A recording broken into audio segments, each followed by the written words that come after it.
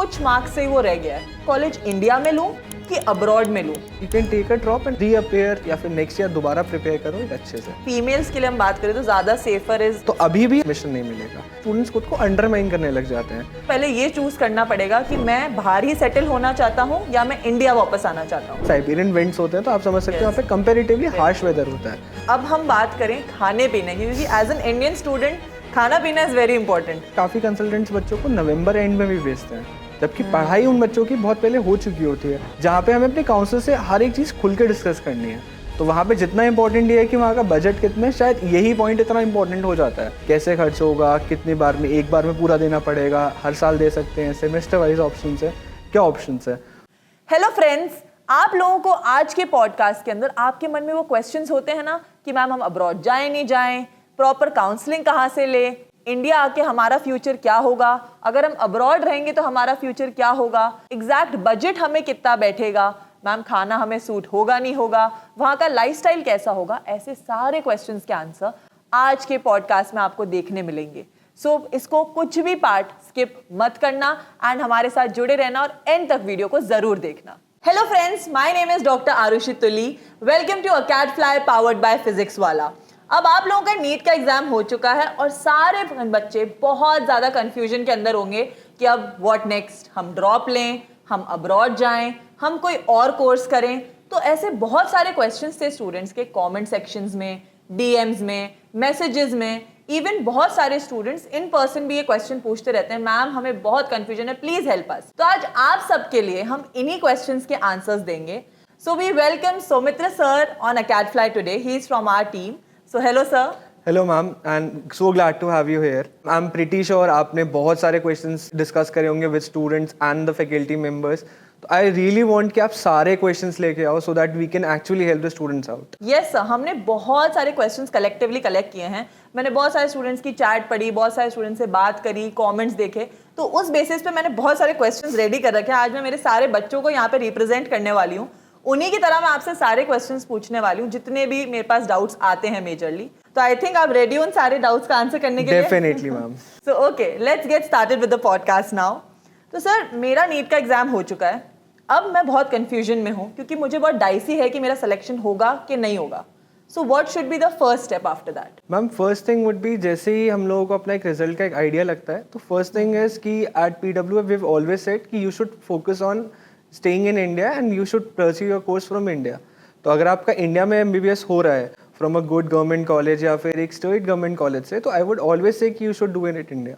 But अगर question आता है कि आपको प्राइवेट से करना है, उन केसेस में, या फिर आपका स्कोर अभी उतना नहीं है, you have not been like 300 में है, 350 है, 250 है, तो I would say you have a much better option to go abroad. Last but not the least, you can take a drop and reappear या फिर नेक्स्ट ईयर दोबारा prepare करो एक अच्छे से। सर, अगर हम उस स्टूडेंट की बात करें जिसका स्कोर बहुत ज़्यादा अच्छा है, कुछ मार्क्स से ही वो रह गया है, तो उसके लिए आप क्या एडवाइस करेंगे कि 20-30 मार्क्स से वो रह चुका है, तो वो बच्चा क्या करे? मैम आप इस तरीके से समझे कि इंडिया में करेंटली 25 लाख प्लस स्टूडेंट्स ने रजिस्टर किया था नीट के लिए। Yes sir. तो अगर मैं प्राइवेट कॉलेजेस को भी और subsidiary courses like BDS, PHMS इनको भी कंसिडर कर लेता हूँ, तो वी हैव अबाउट 1,20,000 सीट्स रफली। तो स्टिल अगर क्वालिफिकेशन 50% पे भी रखता हूँ मैं, तो 12.5 लाख बच्चे क्वालिफाई करेंगे और 1 से 1.25 लाख बच्चों को इसमें सीट मिलने वाली है।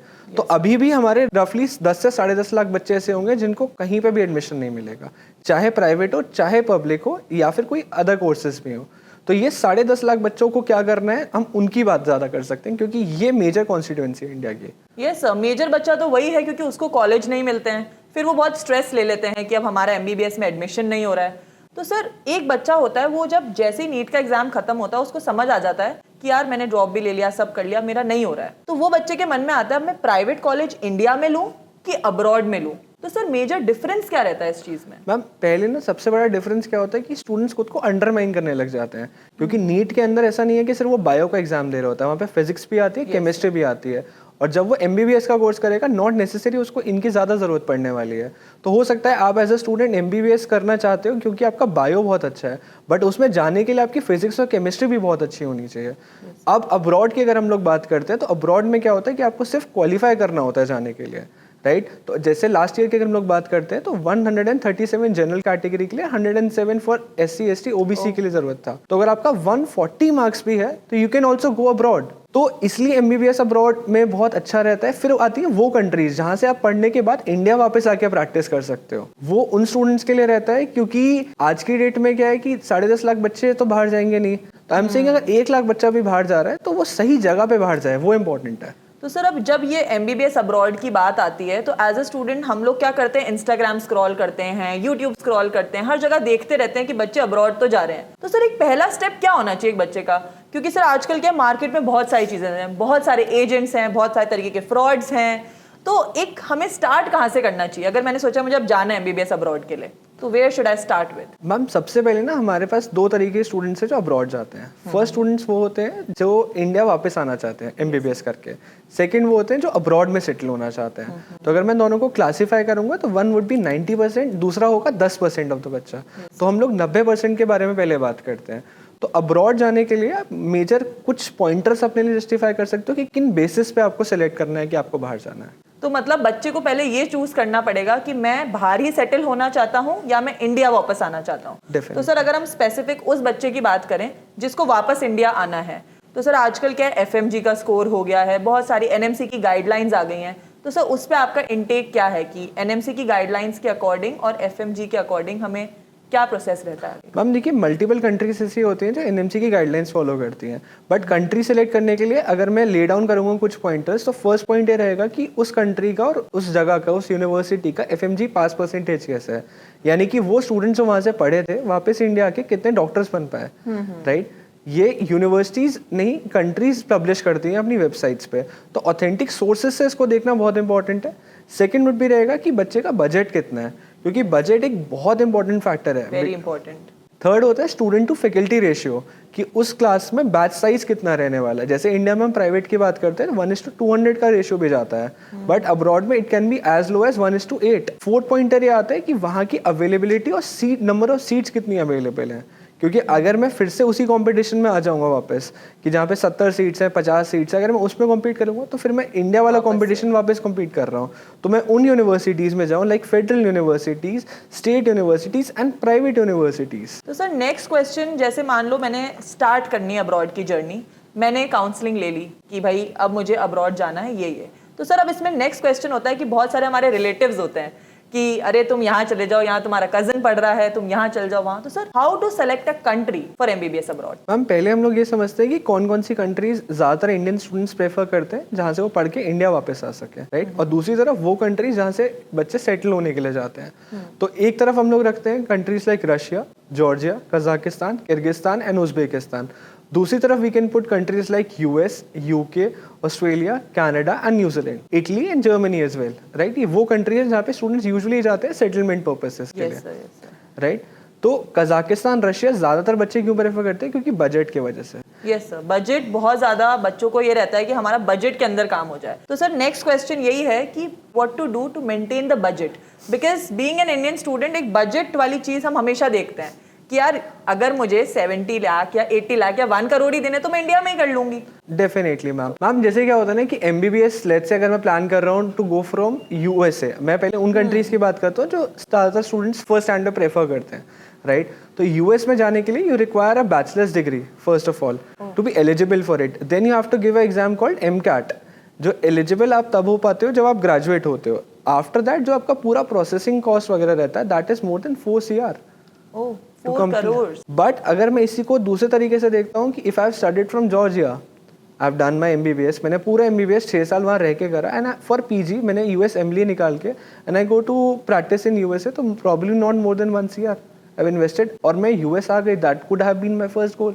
Yes sir, exactly. तो सर अगर हम बात करें एक एक करके, हम सारी कंट्रीज को कंसिडर करते हैं, तो सर किस टाइप के स्टूडेंट को रशिया जैसी कंट्री सेलेक्ट करनी चाहिए?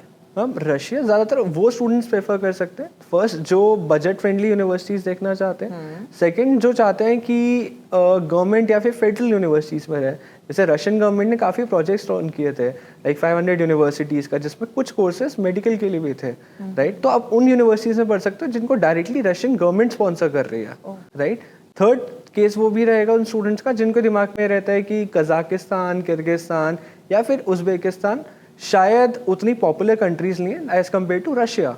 यस सर, क्योंकि आजकल क्या हम इन्फ्लुएंस होते हैं इंस्टाग्राम और यूट्यूब देख के, तो ज्यादातर बच्चों को लगता है रशिया रशिया। तो सर बजट क्या है एग्जैक्टली? आपने बजट की बात की थी फर्स्ट पॉइंट में, तो रशिया में मिनिमम और मैक्सिमम बजट हमारा कहाँ तक जाता है? मैम रशिया में यूनिवर्सिटीज़ तो आ जाती हैं 12 से 14 लाख रुपए में भी, बट वो यूनिवर्सिटीज़ क्या उस स्टैंडर्ड की हैं या फिर वो वहाँ से पढ़ने के बाद आप FMG निकाल पाते हो? तो आंसर इज़ नो।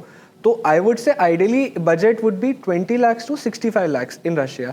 यूनिवर्सिटीज़ वहाँ पे 14-15 लाख रुपए में भी आ जाती हैं। तो वो जो बजट है वो सर कैसे डिपेंड करता है, मतलब इंक्रीज कैसे हो रहा है? मतलब हम अच्छी सिटी में रह रहे हैं तो महंगाई होगी डेफिनेटली, और नॉर्मल सिटी में रह रहे हो तो उसी तरह हमारा मैम बजट। आप इसको इस तरीके से समझ सकते हो, if you are staying in Moscow, तो मॉस्को में ज़्यादा यूनिवर्सिटीज़ भी नहीं है क्योंकि मॉस्को में ज़्यादातर टेक रिलेटेड कोर्सेज वहाँ पे ज़्यादा पॉपुलर हैं, MBA रिलेटेड प्रोग्राम ज़्यादा चलते हैं, राइट। मेडिकल यूजुअली वो लोग भी चाहते हैं कि थोड़ा सा आइसोलेशन में रहे, तो that is why cities like Ural, cities like Kazan, ये ज़्यादातर वहाँ पे करते हैं जो थोड़े से कंपेरेटिवली शांत जगह हैं जहाँ पे स्टूडेंट्स प्रैक्टिस कर पाएँ। बट क्योंकि NMC का या फिर हर कंट्री का बेसिक ये होता है कि अगर आप फेडरल यूनिवर्सिटी चला रहे हो तो कुछ नॉर्म्स आपको फॉलो करने पड़ते, तो जैसे इंडियन गवर्नमेंट ने बोला था कि आपका कोई टाई अप है तो एटलीस्ट 400 बेड काउंट आपका होना चाहिए।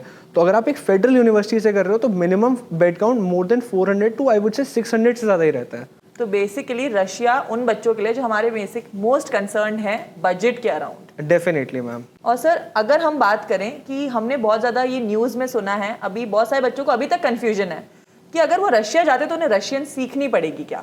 मैम पढ़ाई पूरी है क्योंकि NMC नॉर्म्स के हिसाब से हो रही है तो पढ़ाई आपकी पूरी इंग्लिश में ही होगी। बट आई वुड से कि आपको रशियन सीखनी पड़ेगी, यस आपको सीखनी पड़ेगी। वहाँ पे गॉस एग्जाम होता है जो रशियन में होता है, प्लस क्योंकि आप क्लिनिकल रोटेशन के लिए जब जाओगे तो आपको लोकल से कनेक्ट करना है और लोकल से कनेक्ट करने के लिए आपको लोकल लैंग्वेज आनी बहुत इंपॉर्टेंट है इसलिए। और एक पॉइंटर को मैं और क्लियर करना चाहूँगा मैम, ऐसा नहीं है कि वहाँ पे सिर्फ बजट फ्रेंडली यूनिवर्सिटीज़ हैं, वहाँ पे यूनिवर्सिटीज़ लाइक कजान, वहाँ पे यूनिवर्सिटीज़ लाइक ऑरेनबर्ग जो ma'am more than 80-90 years old universities हैं, वहाँ पे यूनिवर्सिटीज़ लाइक इमानुएल कांत जो 400 साल पुरानी यूनिवर्सिटी है, तो वो लेगेसी के लिए बहुत ज़्यादा फेमस है। तो it's not only about budget, it's also about legacies, the ranking of the universities and everything. अब सर रशिया में बहुत सारे बच्चों को ये रहता है कि हम लोग अगर जा रहे हैं तो वहाँ हमें रशियन सिखाएगा कौन? मतलब हमें पहले से सीख के जानी है या वहाँ वो लोग कॉलेजेस में पढ़ाते हैं या what's the process to learn the language? Ma'am university के अंदर प्रॉपर क्लासेस होती हैं, आपको प्रॉपर क्रेडिट्स मिलते हैं रशियन सीखने के, तो इट इज़ लाइक कि वो आपको लैंग्वेज भी सिखा रहे हैं, उसके मार्क्स भी दे रहे हैं आपको। तो वो MBBS के कोर्स के अंदर वो रशियन भी सिखा रहे हैं? डेफिनेटली, मतलब there will be language classes as well? Yes ma'am. Oh, ये चीज मुझे नहीं पता थी कि वहाँ लैंग्वेज की क्लासेस कॉलेज में ही हो रही है। Yes, that's a good thing. तो सर सेकंड कंट्री अगर हम बात करें जॉर्जिया, तो वो किस टाइप के स्टूडेंट्स को जॉर्जिया जाना चाहिए? मैम जॉर्जिया आई वुड से ज़्यादातर वो स्टूडेंट्स जाना चाहते हैं फर्स्ट जिनके दिमाग में थोड़ा सा आजकल इन्फ्लुएंसर्स ने डाल दिया है कि Georgia being an Eurasian country तो यूरोप स्टैंडर्ड तो लिविंग स्टैंडर्ड बहुत है, तो that is I will not से गलत पॉइंटर है क्योंकि वो उस पर यूरोपियन स्टैंडर्ड है तो वहाँ का लिविंग कॉस्ट कंपेरेटिवली बहुत ज़्यादा है।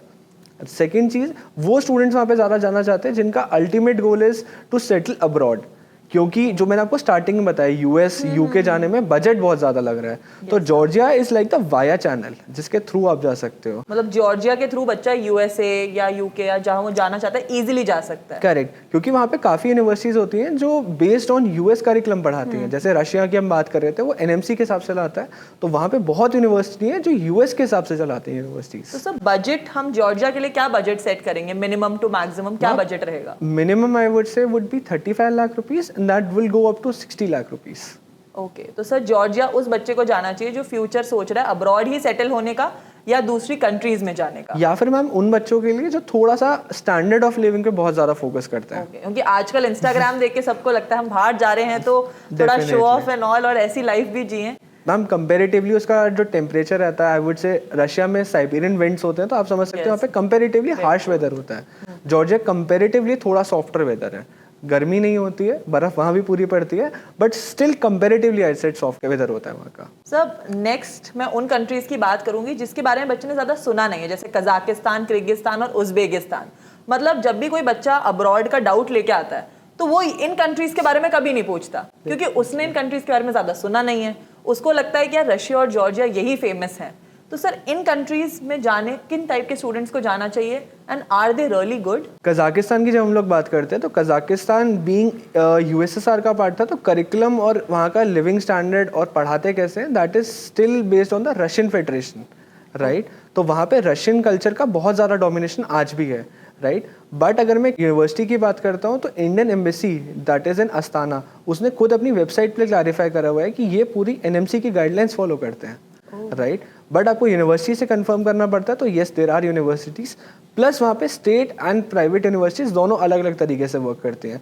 Like in Russia and Georgia ज़्यादातर यूनिवर्सिटीज़ गवर्नमेंट रन होती हैं, यहाँ पे प्राइवेट यूनिवर्सिटीज़ भी बहुत ज़्यादा होती हैं। जैसे कजाकिस्तान के बारे में मैंने एक बात सुनी हुई है कि जैसे रशिया में हम जाते हैं तो हम जो अपना लाइसेंसिंग का एग्जाम होते हैं रशियन लैंग्वेज में ही दे पाते हैं, तो सर कजाकिस्तान में किस लैंग्वेज में हम दे सकते हैं? मैम कजाकिस्तान में आपके पास तीनों ऑप्शंस होते हैं, आप कजाक में दे सकते हो, आप इंग्लिश में दे सकते हो एंड आप रशियन में भी दे सकते हो। ओह, बिकॉज वो रशियन करिकुलम फॉलो कर रहे हैं, दैट इज व्हाई। तो सर बजट एंड करिकुलम क्या है एग्जैक्टली वहाँ? मैम कजाकिस्तान में एवरेज बजट आपका जाता है 26 लाख रुपीज से 40 लाख रुपीज एवरेज वहाँ पे रहता है, बट वहाँ का ट्रैवल टाइम सबसे कम है, वहाँ आप 3 घंटे में जा सकते हो। ओह, वेरी इजी देन। मतलब वहाँ पे अगर हम ट्रैवल की बात करें और बजट की बात करें तो Kazakhstan again is a good country. Definitely ma'am.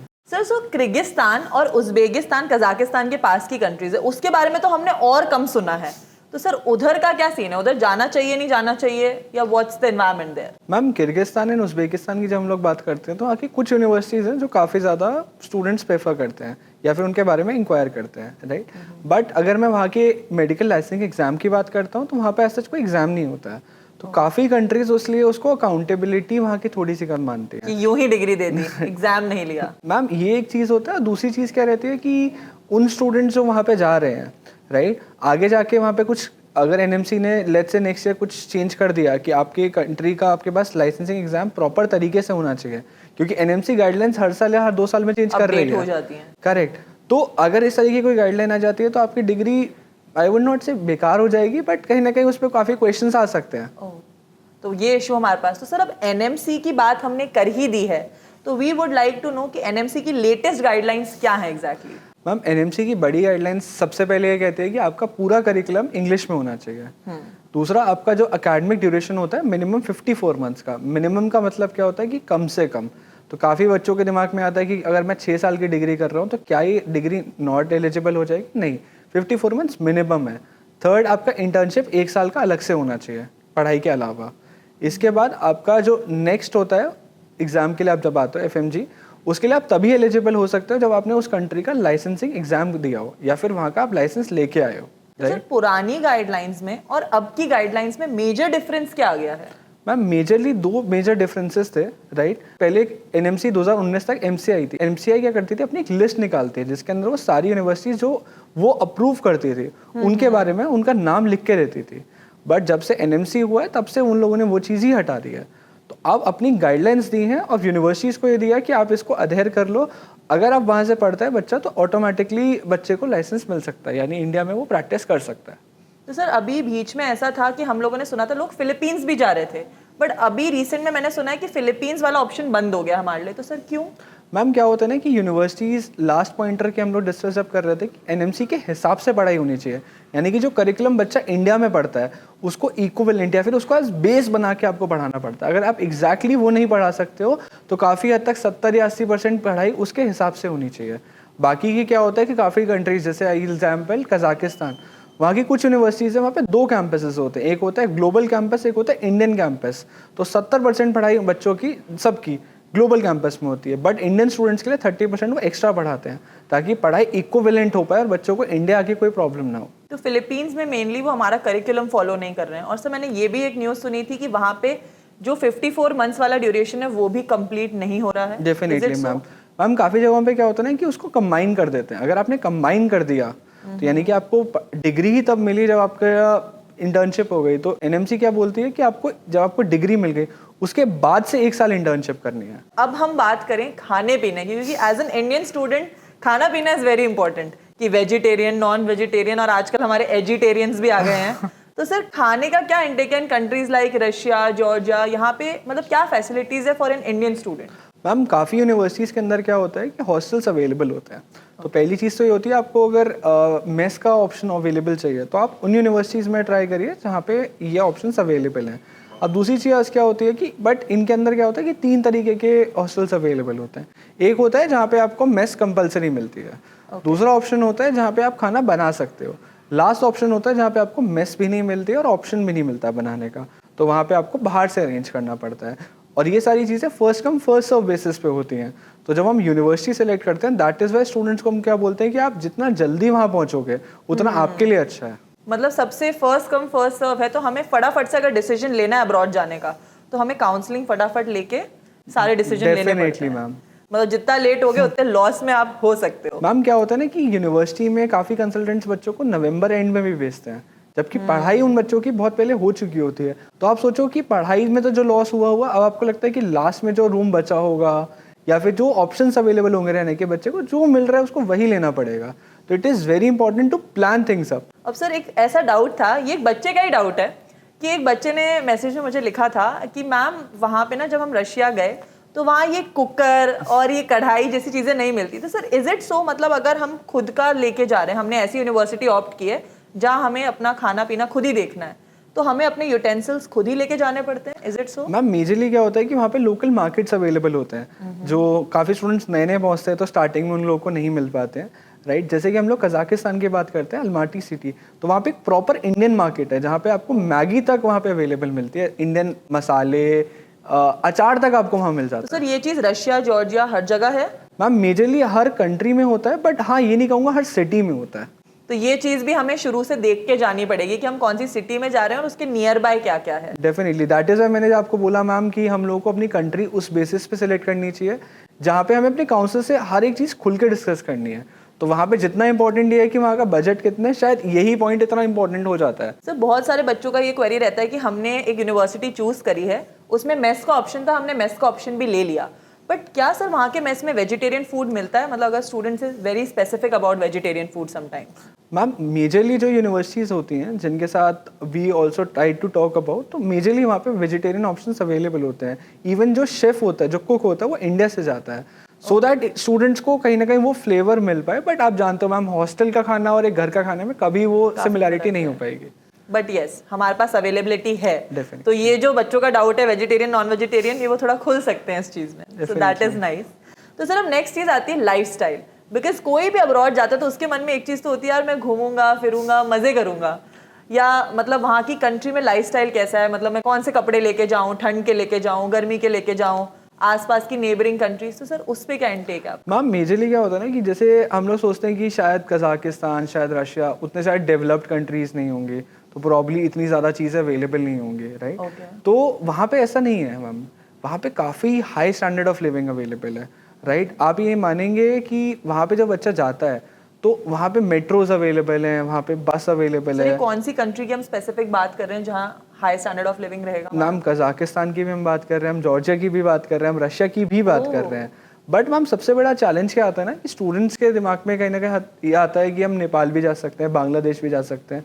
तो कहीं ना कहीं हाँ एक अच्छा ऑप्शन डेफिनेटली है बांग्लादेश, नेपाल, एनएमसी की गाइडलाइंस में, और उनकी कुछ प्रॉब्लम ऐसा नहीं है, बट प्रॉब्लम आती है बजट की। तो माय इनटेक या फिर हम लोग किसी भी एक जनरल स्टूडेंट की बात करते हैं, तो इंडियन स्टूडेंट्स मेजरली वो स्टूडेंट्स हैं जो उस ब्रैकेट में आते हैं जो आई थिंक 20 to 35 लाख के बजट में मेजरली कॉन्साइड करते हैं, राइट। इसमें भी वो ट्राई कि उनको लोन मिल जाए, कहीं ना कहीं दिमाग में आता है कैसे खर्च होगा, कितने बार में, एक बार में पूरा देना पड़ेगा, हर साल दे सकते हैं, सेमेस्टर वाइज ऑप्शंस है, क्या ऑप्शंस है।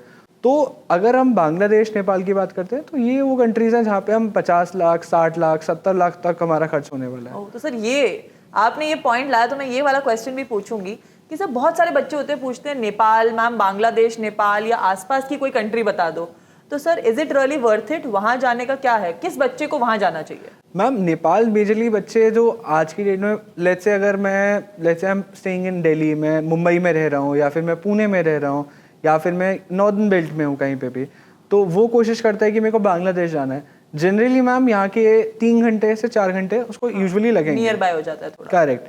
बट अब मैं कजाकिस्तान की बात करता हूँ, उसमें भी 3 ही घंटे लगते हैं। रशिया आप 6 घंटे में पहुँच जाते हो, जॉर्जिया आप ऑलमोस्ट 4.5 घंटे में पहुँच जाते हो, राइट। तो ये अंडरस्टैंड करना आपके लिए इंपॉर्टेंट है कि दिमाग में शायद वो दिखता है कि बहुत पास है, जस्ट नेबर है हमारा, बट टाइम कितना लगता है, क्योंकि इंडिया बहुत बड़ी कंट्री है। तो समबडी जो बंगाल में रह रहा है उसके लिए बांग्लादेश बहुत नियर बाय हो सकता है, that is I will not deny. Bihar में रहने वाले के लिए नेपाल बहुत पास हो सकता है, बट एक दिल्ली में रहने वाले के लिए उतना पास नहीं है ये। तो सर मैंने बहुत सारी चीज़ें सुनी हैं कि नेपाल बांग्लादेश में क्राइम रेट थोड़ा ज़्यादा है, तो सर उस अकॉर्डिंग अगर बच्चा चूज करना चाह रहा है रशिया, जॉर्जिया, यूरोपियन या सीआईएस कंट्रीज के बीच में, तो आपका क्या एडवाइस रहेगा?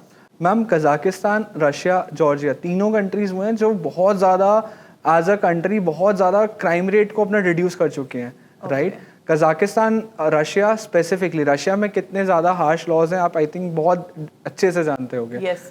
जॉर्जिया एज इन कंपैरिजन बहुत यूरोपियन स्टैंडर्ड पे रहता है, राइट? जब हम यूरोप की बात करते हैं तो ऑटोमेटिकली दिमाग में आता है कि ये काफ़ी क्लीन सिटी, काफ़ी क्राइम फ्री सिटीज़, तो हाँ ऑटोमेटिकली वो चीज़ आ जाएगी। तो हमारी फीमेल्स के लिए हम बात करें तो ज़्यादा safer is Russia, Georgia and European countries. Definite, and Kazakhstan जो शायद स्टूडेंट्स के लिए एक दिमाग में ब्लॉकर होगा। तो सर अब बात यहाँ आती है, बहुत सारे बच्चों के मन में डाउट होता है, मैम हम बाहर तो जा रहे हैं, तो बाहर जाने के नाम से होता है ना एकदम बजट, लोगों को लगता है यार बहुत ज़्यादा महंगाई होगी, जाएंगे तो ये खर्चा, फ्लाइट का खर्चा, रहने का, खाना पीना, ट्यूशन फीस।